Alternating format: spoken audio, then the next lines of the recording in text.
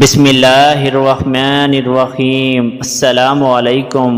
Daily واقعات سننے کے لیے ہمارے چینل کو سبسکرائب کریں۔ حضرت سعید بن جبیر رضی اللہ تعالی عنہ ایک صحابی تھے۔ انہوں نے ایک دن منبر پر بیٹھے ہوئے یہ الفاظ ادا کیے کہ حجاج ایک ظالم شخص ہے۔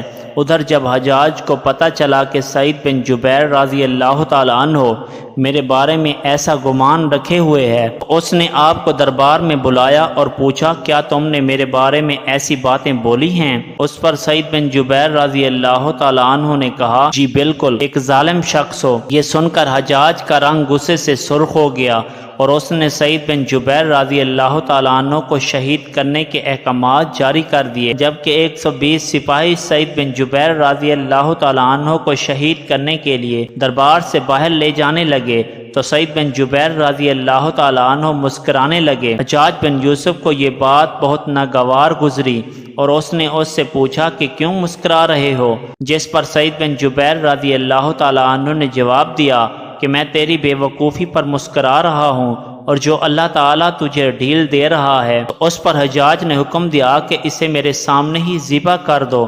جب خنجر گلے پر رکھا گیا تو سعید بن جبیر رضی اللہ تعالیٰ عنہ نے اپنا رخ قبلے کی طرف کیا اور یہ جملہ فرمایا، اے اللہ، میرا چہرہ تیری طرف ہے اور میں تیری رضا پر راضی ہوں۔ یہ حجاج بن یوسف نہ تو موت کا مالک ہے نہ تو زندگی کا۔ جب حجاج بن یوسف نے یہ سنا تو اس نے کہا کہ اس کا رخ قبلے کی طرف سے موڑ دو۔ جب قبلہ سے اس کا چہرہ پلٹایا گیا تو سعید بن جبیر رضی اللہ تعالیٰ عنہ نے فرمایا، یا اللہ، تو جدھر بھی ہو ہر طرف موجود ہے، مشرق اور مغرب ہر طرف تیری ہی حکمرانی ہے۔ میری دعا ہے کہ میرا قتل اس ظالم حجاج کا آخری جرم ہو۔ اے میرے خدا، میرے بعد اس کو کسی پر مسلط نہ کرنا۔ سعید بن جبیر رضی اللہ تعالیٰ عنہ کی زبان سے یہ جملہ ادا ہوا، اس کے ساتھ ہی انہیں شہید کر دیا گیا اور اتنا خون نکلا کہ حجاج کا دربار تر ہو گیا۔ وہاں پر موجود ایک دانا آدمی بولا کہ اتنا خون تبھی نکلتا ہے جب کوئی خوشی سے مسکراتا ہوا اللہ کی رضا پر راضی ہو۔ حجاج بن یوسف کے نام سے تو سبھی واقف ہیں۔ حجاج کو عبد المالک نے مکہ، مدینہ، طائف اور یمن کا نائب مقرر کیا اور اپنے بھائی بشر کی موت کے بعد اسے عراق بھیج دیا گیا، جہاں سے حجاج کوفہ میں داخل ہوا۔ ان علاقوں میں حجاج کا 20 سال تک عمل دخل رہا اور اس نے کوفہ میں بیٹھ کر زبردست فتوحات حاصل کی اور اس کے دور میں مسلمان مجاہدین چین تک پہنچ گئے تھے۔ بلکہ دوستو، آپ کو یہ سن کر شدید حیرانگی ہوگی، حجاج بن یوسف وہ شخص ہے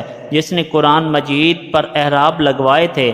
اللہ تعالیٰ نے اسے بڑی فساد اور بلوغت و شجاعت سے نوازا تھا۔ حجاج حافظ قرآن بھی تھا، شراب نوشی اور بدکاری سے بھی بچتا تھا، جہاد کا دھنی اور فتوحات کا حریص تھا، مگر اس کی تمام اچھائیوں پر ایک ہی برائی بھاری تھی اور وہ برائی تھی ظلم۔ حجاج کے جیل خانوں میں ایک ایک دن 80 ہزار قیدی قید ہوتے تھے، جن میں 1000 کے قریب عورتیں بھی ہوتی تھیں۔ اس نے جو آخری قتل کیا وہ عظیم صحابی اور زاہد و پارسا انسان حضرت سعید بن جبیر رضی اللہ تعالی عنہ کا قتل تھا۔ حجاج بن یوسف بہت ظالم شخص تھا۔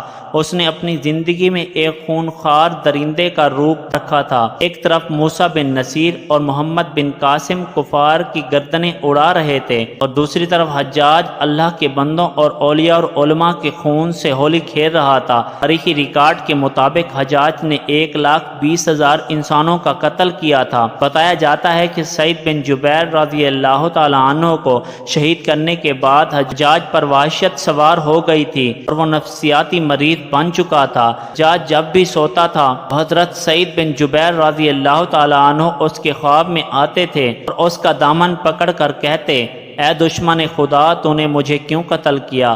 میں نے تیرا کیا بگاڑا تھا؟